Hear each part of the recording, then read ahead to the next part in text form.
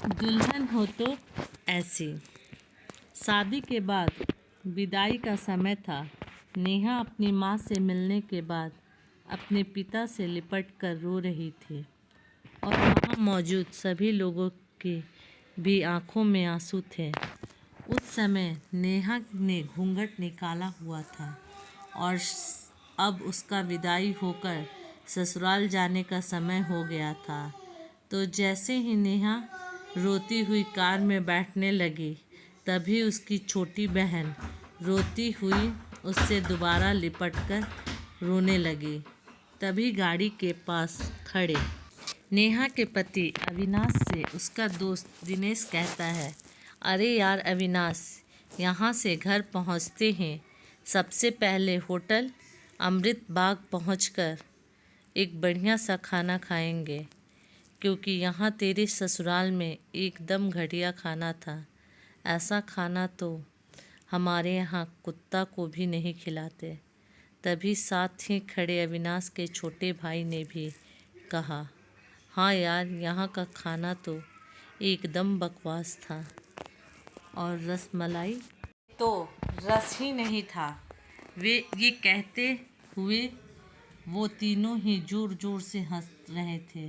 तभी नेहा के पति अविनाश ने भी अपने ससुराल वालों की मजाक उड़ाते हुए कहा कि हाँ यार, मैंने भी मजबूरी में ही यहाँ का खाना खा लिया, वरना मैं तो ऐसे खाने को तो हाथ भी ना लगाता। और अब पक्का हम तीनों घर पहुँचते हैं होटल अमृत बाग का खाना खाएंगे। अपने पति के मुंह से ऐसी बातें सुनकर नेहा कार में बैठती बैठती रुक गई और उसने गुस्से में सबके सामने अपना घूंघट हटाते हुए कार के दरवाजे को जोर से बंद किया और आंखों में आंसू लिए नेहा अपने पिताजी के पास चली गई और उनका हाथ पकड़कर उनसे ये कहा कि पिताजी, मैं ससुराल नहीं जाऊंगी, मुझे ये रिश्ता बिल्कुल मंजूर नहीं है।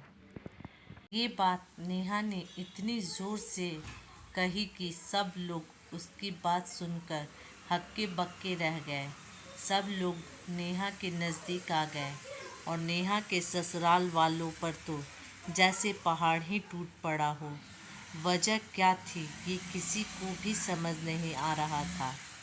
तभी नेहा के ससुर राधे श्याम जी ने आगे बढ़कर नेहा से पूछा कि नेहा बेटी, बात क्या है? तुम अचानक ही शादी होने के बाद अपनी विदाई होने के समय यूं शादी को नामंजूर कर रही हो। तभी नेहा कुछ देर चुप रहने के बाद अपनी आंखों में आंसू लिए अपने ससुर से बोली कि बाबूजी, आपको पता है मेरे माता पिता ने अपने सभी सपनों को मारकर हम सभी बहनों को इतना पढ़ाया लिखाया और काबिल बनाया, और आप जानते हैं कि एक बाप के लिए उसकी बेटी क्या मायने रखती है। वैसे आप और आपका बेटा कभी नहीं जान सकते, क्योंकि बाबूजी, आपके घर में तो कोई बेटी है ही। और आप जानते हैं मेरी शादी में आने वाले बारातियों के लिए खाने पीने की एक भी कमी ना रह जाए, इसलिए मेरे पिताजी पिछले 3 महीनों से रात को 2-3 बजे तक जागकर मेरी माँ के साथ योजना बनाते थे कि रसोइया कौन होगा और खाने में बारातियों के लिए किस किस तरह का खाना बनवाना है और बारातियों को कहाँ बिठाना है, ताकि कहीं किसी को बुरा ना लग जाए। और शायद आप नहीं जानते कि मेरी माँ के पिछले 1 साल से एक भी नई साड़ी नहीं खरीदी, क्योंकि मेरी शादी में पैसों की कोई कमी ना हो जाए। और आज भी मेरी शादी में भी मेरी माँ मेरी बड़ी बहन की साड़ी पहनकर खड़ी है। और ये तो कुछ भी नहीं, मेरे पिताजी भी 150 रुपये की शर्ट के नीचे कई छेद वाली बनियान पहनकर खड़े हैं।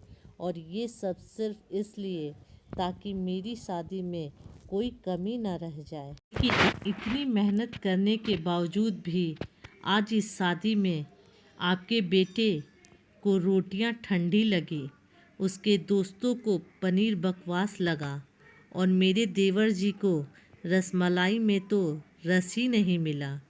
और मेरे पति अविनाश जी तो कह रहे थे कि वो तो एक ऐसे खाने को हाथ भी ना लगाते, बस उन्होंने तो मजबूरी में ही ये खाना खा लिया। अगर सब कुछ इन्होंने मजबूरी में ही खाया है तो इसकी क्या गारंटी है कि मुझसे शादी भी ये अपनी खुशी से ही कर रहे हैं। कल को अविनाश जी ये भी कह सकते हैं कि मुझसे भी इन्होंने मजबूरी में ही शादी की है। और नेहा रोते हुए अपने ससुर से ये भी कह रही थी कि जिस माता पिता ने मेरी शादी में दिन देखा ना रात बस शादी की तैयारियों में लगे रहे, उन माता पिता पर आज आपके बेटे और उनके दोस्त यूं ज़ोर ज़ोर से हंस रहे हैं और उनकी इतनी बेइज्जती कर रहे हैं। क्या आपके घर में माता पिता की इतनी ही इज्जत होती है? तभी नेहा के ससुर ने कहा कि बेटी, इतनी छोटी सी बात पर तुम इतना नाराज़ हो गई। तो नेहा ने अपने ससुर की बात को काटते हुए कहा कि बाबूजी, ये छोटी सी बात नहीं है। अगर शादी के बाद मैं भी आपकी इज्जत ना करूँ तो आपको कैसा लगेगा? ये सुनते ही नेहा के ससुर ने शर्म के मारे अपनी आंखें नीचे कर ली। तभी नेहा ने कहा, लेकिन बाबूजी, आप चिंता ना करिए, हमारे अंदर हमारे अच्छे माता पिता के संस्कार हैं।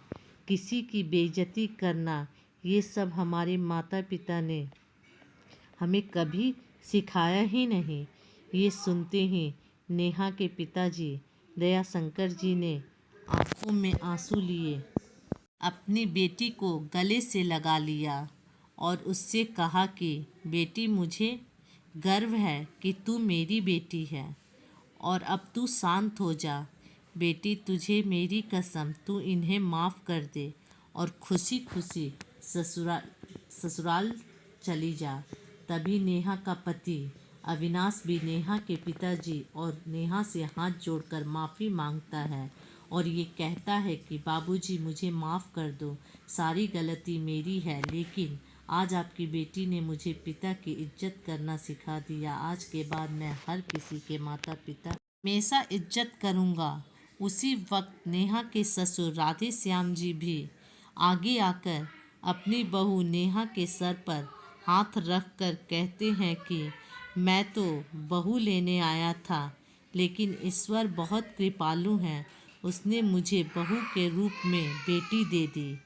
माता पिता का भी इतना सम्मान करती है और अब बेटी, मेरे कहने से इन नालायकों को भी माफ़ कर दे, मैं हाथ जोड़ता हूँ तेरे सामने। तभी नेहा अपने ससुर जी के दोनों हाथ पकड़ लेती है और कहती है कि नहीं बाबूजी, आप मेरे पिता के समान हैं, कृपया आप मेरे सामने हाथ मत जोड़िए। तभी नेहा के पिताजी दयाशंकर जी भी कहते हैं, समधी जी, आप मेरी बेटी के सामने हाथ जोड़कर कृपया हमें शर्मिंदा ना करें। आप मेरी बेटी को अपनी ही बेटी समझना और इससे कभी कोई गलती हो जाए तो इसे माफ़ कर देना। तो राधे श्याम जी ने अपने समधी जी दयाशंकर जी का हौसला बढ़ाते हुए कहा कि अब बिल्कुल चिंता मत करिए, बल्कि अब तो नेहा बेटी ही हमारे पूरे घर को संभालेगी और अब ये हमारे घर की लक्ष्मी है। ये सुनकर नेहा के पिताजी बहुत खुश हो जाते हैं और अपनी बेटी को खुशी खुशी विदा कर देते हैं और नेहा अब राजी खुशी अपने ससुराल रवाना हो गई थी और अपने पीछे छोड़ गई थी आंसुओं से भींगी हुई अपनी माँ और पिताजी की आंखें और अपने पिता का वह आंगन जिस आंगन में कल तक वह खूब हंसी खेली थी। दुल्हन ने शादी के बाद किया मन।